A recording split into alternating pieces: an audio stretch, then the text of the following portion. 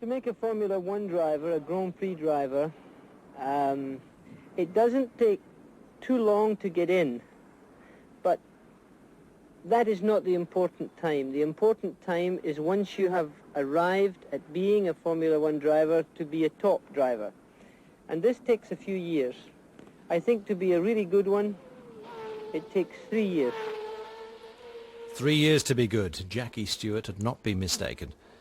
3 years of gathering triumphs and exploits. 3 years during which his smile was always beaming with joy. The young prince had entered the royal path his prestigious partner had opened for him.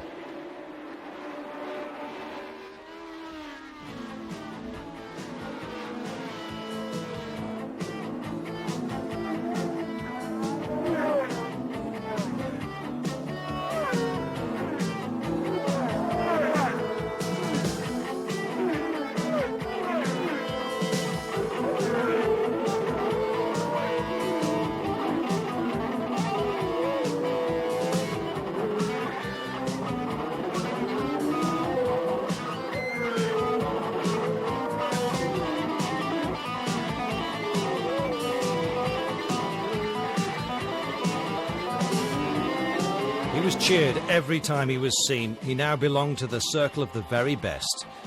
He was the ruling Dauphin, the Crown Prince. He'd been born a prince. He was to become a king because Formula One wanted it that way.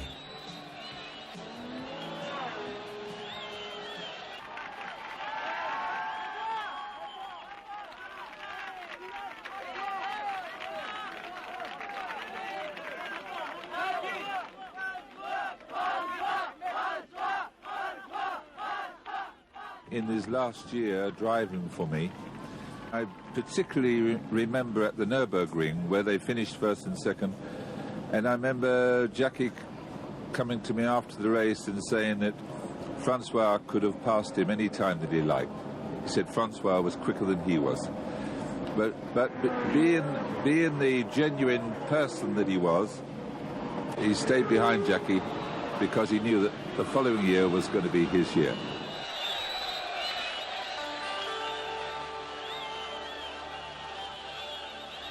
And then there was a new Grand Prix in the United States. But this time, death was going to catch him napping on the exact place that life had given him that most beautiful kiss.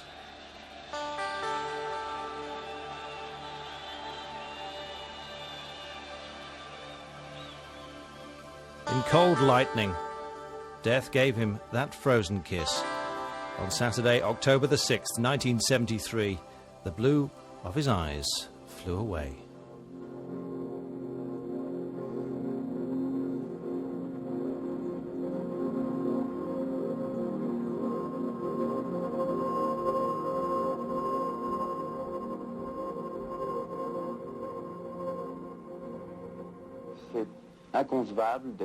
It's inconceivable to me to be a racing driver and to fear an accident or death. I've accepted once and for all that I'm taking important risks. I know perfectly I could kill myself. That's the word. You must choose. I've decided to be a racing driver because I love it. And it includes the possibility for me to have an accident which could be lethal.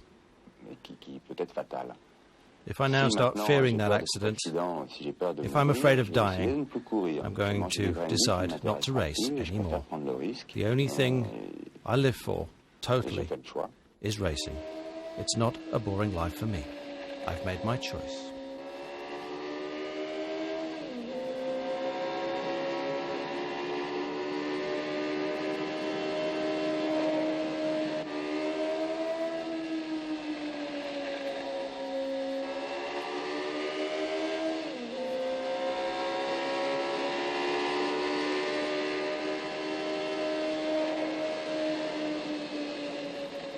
It was excellent. We have a very good rapport. We trusted each other well.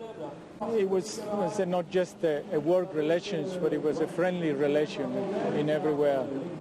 It's very sad. I mean, there are drivers and drivers, but when a driver is a very close friend of you, it's much more harder.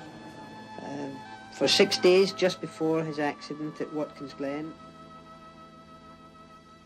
we spent a wonderful holiday together, just Helen, Francois and I.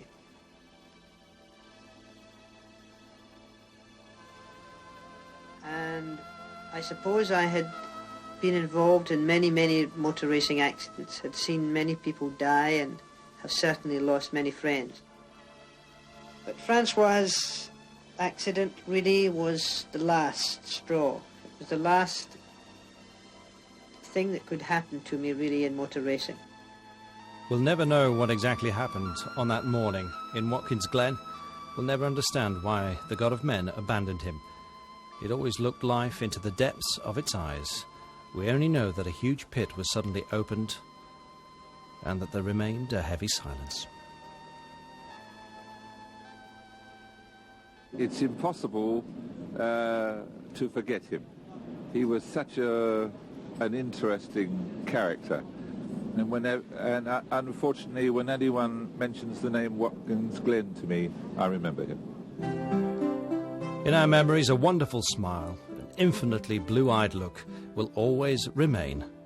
When told that we loved his good manners, he answered, "Well, I hope that I will die well for you." He died like a lord.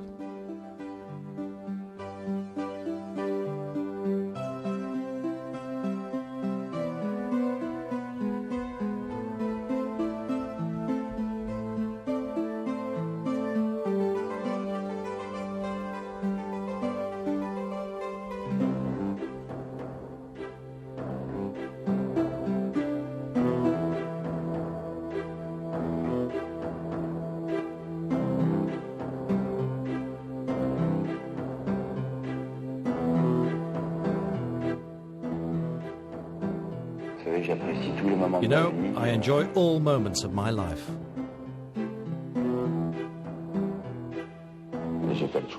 I've made my choice.